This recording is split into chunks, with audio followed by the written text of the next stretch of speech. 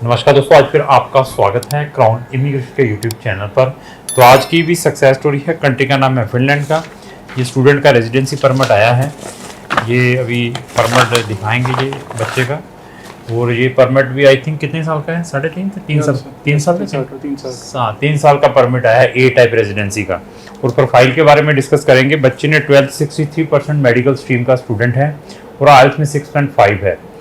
तो ये देखिए कि ये स्टूडेंट हमारे पास आया, इसकी भी अपनी रिसर्च थी। उसके बाद हमने भी सजेशंस दिए। सजेशन के बाद हम आप भी ये प्रेफर करते हैं कि कोई बेस्ट ऑप्शंस दिया जाए स्टूडेंट को विद इकोनॉमिकल ट्यूशन फीसेस भेजकर ही बच्चे को फॉरेन कंट्री में भेजा जाए। और बच्चे की जो फीस है 4,10,000 रुपये बच्चे ने ट्रांसफ़र किया है। और यहाँ से ही बच्चे को 3 साल का रेजिडेंसी परमिट ए टाइप मिला है। ए टाइप और बी टाइप रेजिडेंसी परमिट में क्या डिफरेंसेस हैं फिनलैंड का, उसकी वीडियो जरूर वॉच करें जब भी आपने फिनलैंड में जाना है। फिनलैंड से रिलेटेड हमारे पास नंबर ऑफ ऑप्शंस हैं। अगर आपकी डेस्टिनेशन फिनलैंड है तो हमारी प्लेलिस्टें जरूर चेक करें। Study in Finland as well as success stories of Finland, दोनों के लिंक डिस्क्रिप्शन बॉक्स में लगाए हैं। वहाँ जाकर आप totally free of cost information ले सकते हैं। और उसके बाद आप डिसाइड करें कि आपने अपना जो केस है कौन से कंसल्टेंट को देना है। तो फिनलैंड की न्यू अपडेशंस के बारे में भी मैं बता देता हूँ। पिछले वीडियोस में भी बताया था, अभी एक दिन पहले भी वीडियो डाली थी कि top up BSc nursing program की अवेलेबिलिटी है जैन 2025 के इनटेक में। और फंड्स में जो फिनिश जो मिग्री है वो अभी स्ट्रिक्ट है। फंड्स की justification very important before putting your file in Finland.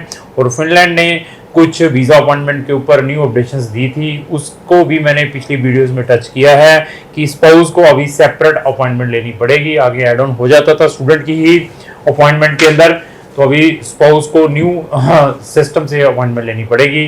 अगर आपको अपॉइंटमेंट में कोई दिक्कत आ रही है, आपका फिनलैंड का एडमिशन आपके अपने लेवल पर आया हुआ है, आप जस्ट हमारी सर्विस पार्ट में चाहते हैं, आप चाहते हैं कि इंटर फिनलैंड के ऊपर हम आपको केस को अपलोड करें, वो भी आपको सर्विस मिल सकती है। कोई आप अपॉइंटमेंट में सर्विस चाहते हैं, वो भी आपको मिल सकती है। कोई फंड्स में आपको दिक्कत आ रही है तो उसमें हमारी कोई असिस्टेंस चाहते हैं कि how to show the funds, उसमें भी हम आपको प्रॉपर गाइड कर सकते हैं।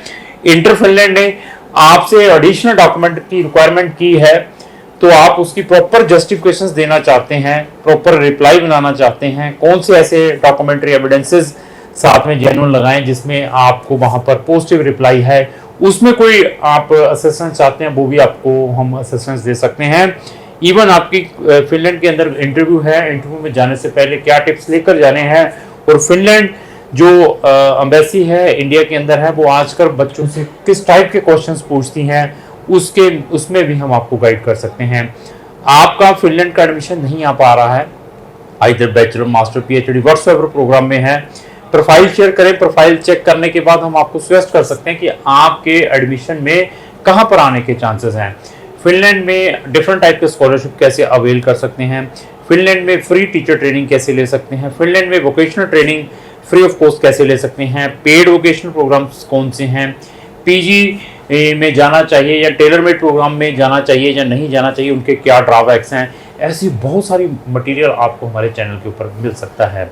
तो फिनलैंड से रिलेटेड अगर आपकी कोई भी क्वेरी हमें जरूर संपर्क करें। इवन जैन इनटेक 2025 के भी बहुत जल्द ओपन होने वाले हैं, उसके लिए भी आप हमें संपर्क कर सकते हैं। तो बच्चे से बात करेंगे। सबसे पहले सर मैं आपका स्वागत करता हूं इस वीडियो के अंदर। मेरी तरफ से आपको नमन है, नमस्कार है। नमस्कार। तो सबसे पहले मैं ये पूछना चाहता हूँ कि आप रहने वाले कहाँ के, कौन से डिस्ट्रिक्ट के हैं? सर मैं अमृतसर से हूँ। तो अमृतसर से हमारे पास आए हैं आप। अमृतसर में बहुत सारे कंसल्टेंट हैं, तो हमें क्यों सिलेक्ट किया आपने जलंधर में, ऐसा क्या? सर मैंने पहले तो आपकी यूट्यूब पे वीडियो देखी, मैंने कंपेयर किया आपको और उनको। पहले मैंने उनसे भी फ़ोन पे बात की तो उनका रिप्लाई कुछ और था और आपका मुझे रिप्लाई कुछ और लगा। तो मुझे आपकी तरफ जो है मेरा ज़्यादा जो था इंटरेस्ट था। हाँ जी, इंटरेस्ट था। तो मैं ये भी पूछना चाहता हूँ आपसे, आप हमसे कब से रजिस्टर्ड है? कितना टाइम, कोई मंथ जात हो या महीना जात हो कुछ? सर ऑलमोस्ट 6 मंथ हो चुके हैं। 6 मंथ हो चुके हैं आप हमारे साथ जुड़े हुए हैं। जी सर। तो जब आप हमारे पास काउंसलिंग लेने के लिए आए थे तो हमने आपको क्या फिनलैंड ही कंट्री बताई थी या हमारे पास और भी बहुत सारे कंट्रीज के ऑप्शंस हैं?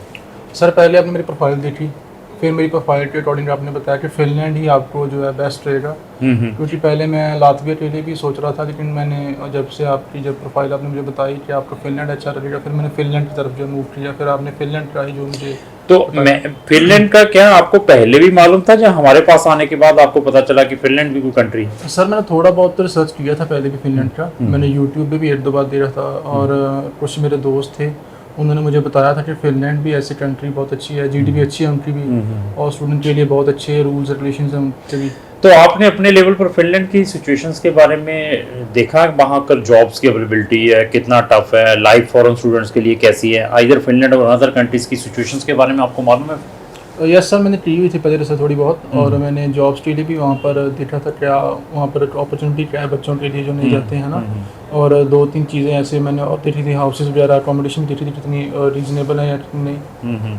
तो आपको लगता है कि वहाँ पे जाते ही इजीली जॉब मिल जाएगी?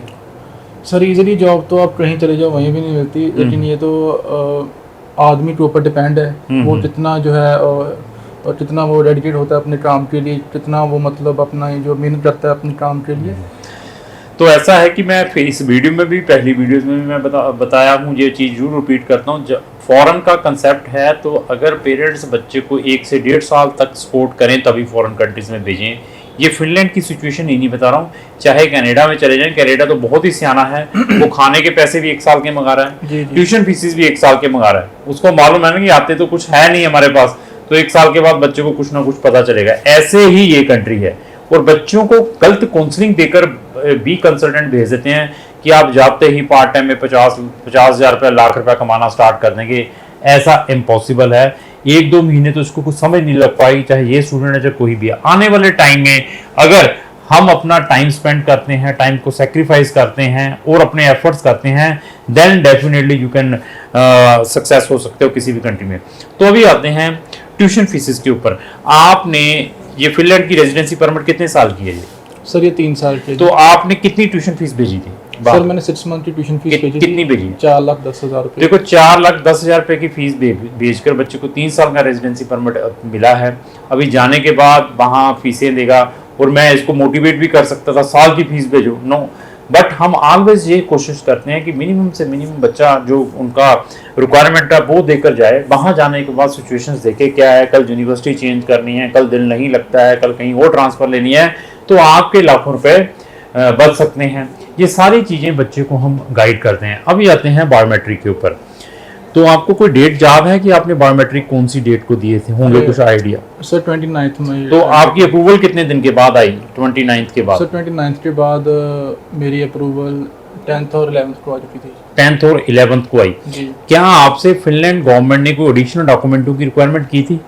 सर स्टेटमेंट ही मांगी थी उन्होंने, और दोबारा मांगी थी? हाँ जी सर। आपको मालूम है कि आपने अपनी स्टेटमेंट के अंदर कैश पैसे डिपॉजिट करवाए हुए थे, ऐसा? जी सर। प्रॉब्लम आई थी ना ऐसी? हाँ जी सर, आई हुई थी। तो ये देखिए, इनसे एडिशनल डॉक्यूमेंटों की रिक्वायरमेंट की थी, क्योंकि इन्होंने अपने बैंक के अंदर नंबर ऑफ कैश ट्रांजैक्शंस थी, उसमें 5-6 लाख रुपए ऐसा था, और जस्टिफिकेशन उन्होंने मांग ली। क्या हमने उस जस्टिफिकेशन का रिप्लाई दिया था? बिल्कुल सर। क्या आपने वो रिप्लाई पढ़ा था? जी सर। कितने पेज का रिप्लाई था वो? सर वो 2 से 3 पेज का था। तो उसके अंदर अगर कोई पर्सन उसको पढ़े तो पॉजिटिव रहेगा पढ़ने के बाद, या कहेगा नेगेटिव कि नहीं यार? जब मैंने पढ़ा ना आपका जो रिप्लाई था, तो पहले तो मुझे तभी गारंटी थी मेरा वीजा जो आने वाला है। तो मैंने फिर बताया कि आपकी कलम में कितनी पावर है। ये कलम की पावर वही कंसल्टेंट बता सकता है जिसको नंबर ऑफ ईयर का इस इंडस्ट्री में एक्सपीरियंस है। हमारे जैसे लोगों की वीडियो देखने के बाद नए नए कंसल्टेंट आते हैं मार्केट के अंदर, कुछ ही टाइम वो स्पेंड करते हैं, उसके बाद वो फिर अपना बिजनेस क्लोज करके चले जाते हैं।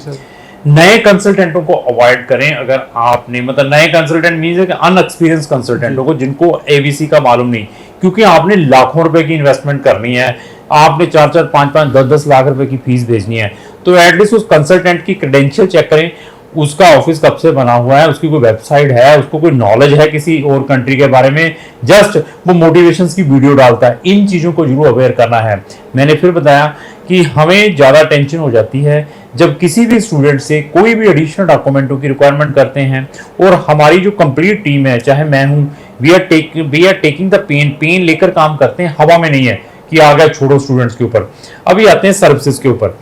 तो आप हमारे साथ 6 मंथ चले हैं, ऑफिस के एटमॉस्फेयर के बारे में, या हमारा स्टाफ जो आपको डील कर रहा था उनके बारे में आपका क्या कहना है? सर जैसे मैंने पहले बताया कि मैंने जब आपको पहली बार फ़ोन किया था तो तब भी आपका जो एक्सपीरियंस मैंने जब देखा कि हाँ कैसे आपका एनवायरनमेंट कैसा है, तब भी वैसा ही था, आज भी वैसा ही है। तो ऐसा तो नहीं कोई आपको नहीं सर, स्टाफ वाला अवॉइड करता हो, जहाँ आपने मुझे भी मिलना है कंपनी के डायरेक्टर को, कभी हमने इग्नोर किया, रहने तो यार, जाने तो बाहर। ऐसा बिल्कुल भी नहीं। मैं जितनी बार भी आपके पास आया, आपसे मिलकर ही गया, पानी पीकर ही गया यहाँ से, आपसे बातें करके गया मैं। तो ये देखिए कि ये चीज़ें जरूर चेक करें बिफोर गिविंग योर केस। मैं ये नहीं कह रहा कि ये मोटिवेशन की वीडियो बना रहा हूँ कि मेरे पास ही आए। ऐसी सिचुएशन जाके कंसल्टेंट का नॉलेज चेक करें, बिहेव चेक करें, एटलीस्ट जो कंपनी का मालिक है उसको मिलने की जरूर कोशिश करें जब भी आपने लाखों रुपए फॉरेन कंट्री में इन्वेस्ट करने हैं। तो मैं भगवान से यही प्रेयर करूंगा कि आप जल्द से जल्द जाकर वहाँ सक्सेस हों। तो लास्ट मैं आपसे भी ये रिक्वेस्ट करूंगा कि अगर आपके किसी भी फ्रेंड ने फिनलैंड या फिनलैंड के अलावा भी किसी कंट्री में जाना है तो उसको ये वीडियो जरूर शेयर करें। अगर आपको जो मेरी वीडियो अच्छी लगी इसको लाइक एंड शेयर करना ना भूलें। Thank you.